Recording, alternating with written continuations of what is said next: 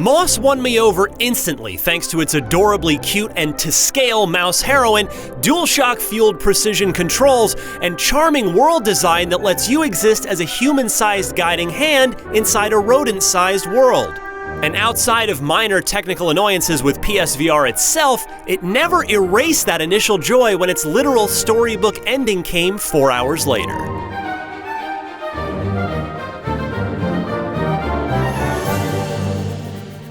Quill, the adorable mouse heroine whom you control with the DualShock, can move, jump, attack with her sword, and interact with things such as levers.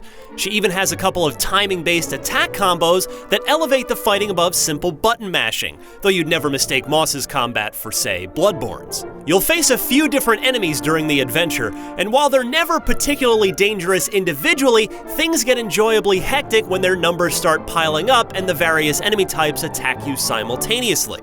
The combat accounts for about half of the gameplay, with environmental puzzles making up the rest. You, as the human-sized reader, also have an orb you can use to manipulate select objects like platforms and even enemies. As Moss's gameplay ramps up, you'll eventually have to battle several enemies at a time while also using the right stick and trigger to puppeteer something else in the world as well, which is like patting your head and rubbing your stomach at the same time. The same goes for the environmental puzzles, which start simple but peak at near head-scratching levels. That difficulty progression is as steady as it is smart. You're never thrown straight into a fire. You'll always warm up in a frying pan first. Moss's use of scale and 360-degree immersion is key to its charm and appeal. Sure, it could work on a television, but being able to look around its mouse-sized set pieces from up high or put your face right down next to Quill's never wears out its welcome.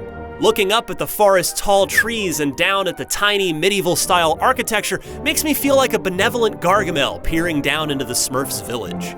Moss's only real annoyances are technical in nature. I often had to reset my calibration, and the PlayStation camera's field of view is limited enough that I was sometimes unable to reach over to interact with something that looked accessible. Moss's simple story of rescuing Quill's uncle from a tormenting evil force isn't its most enjoyable aspect, but it works. I like that you're reading a living storybook from inside a cathedral between chapters, and the audiobook-style presentation by a talented voice actress kept me interested. Argus charged back to join the Sprite Champion at the Mire's Edge. You won't find a ton of world building, however, and the story doesn't so much conclude as simply assume there's going to be a sequel to continue the tale. And I hope that there is.